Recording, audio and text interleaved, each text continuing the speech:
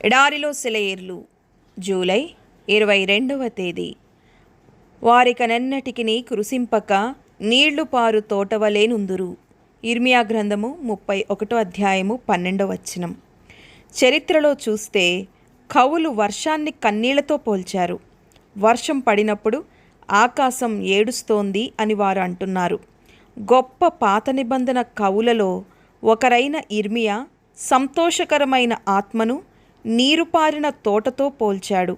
చాలామంది రచయితలలో అత్యంత వాగ్దాటి తెలివి కలిగిన వారిలో ఒకరైన ఇర్మియా ఆత్మను నీరుపారిన తోటవలే వర్ణించడంలో తన అంతరంగ భావాలను వ్యక్తపరిచాడు. సమృద్ధిగా వర్షాలు కురుస్తున్న తోటలా అది ఉంది.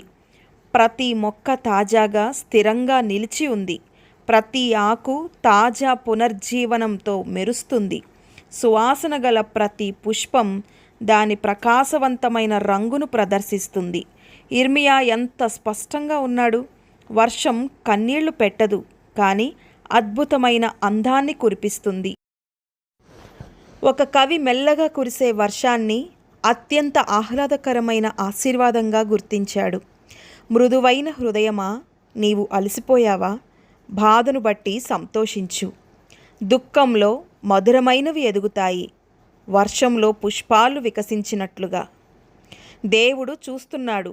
నీకు సూర్యుడు కనిపిస్తాడు, మేఘాలు వాటి పరిపూర్ణ పనిని చేసినప్పుడు. కొన్నిసార్లు వర్షాన్ని బట్టి సంతోషించడం చాలా కష్టం. బాధను బట్టి ఎవరైనా సంతోషిస్తారా? ఇవి రెండు జీవితంలో బాధాకరమైన తొందరలు. ఈ రెండింటి వలన మనలో తరచుగా తిరుగుబాటు జరుగుతుంది. మేఘాలు లేని ఆకాశాన్ని, వేదన లేని శరీరాలను కోరుకోని వ్యక్తి ఎవరు? ఎల్లప్పుడూ సూర్యకాంతిలో జీవించేవారు మేఘావృతమైన కొన్ని దినాలు కావాలని కోరుకుంటారు. ఈ భూమిపై మేఘావృతమైన దినాలను గురించిన ఆలోచన వలన పరలోకపు సంతోషం మరింత పెద్దదిగా చేస్తుంది. ఏ జీవితంలోనైతే వసంతకాలం నిరంతరం ఉంటుందో అక్కడ ఆత్మ యొక్క తోటకు నీరు అవసరమవుతుంది. చాలాసార్లు కన్నీళ్లతో తోటకు నీరు పెట్టవలసి వస్తుంది. దుఃఖంతో తనకు తానుగా పరిచయం ఉన్న, దుఃఖంతో నిండిన మనిషికి అత్యంత సన్నిహితంగా ఉండే జీవితం ఆనందాన్ని, శాంతిని ఇస్తుంది. ఆయన ఆనందం మనలో ఉంటే మన ఆనందం సంపూర్ణమవుతుంది.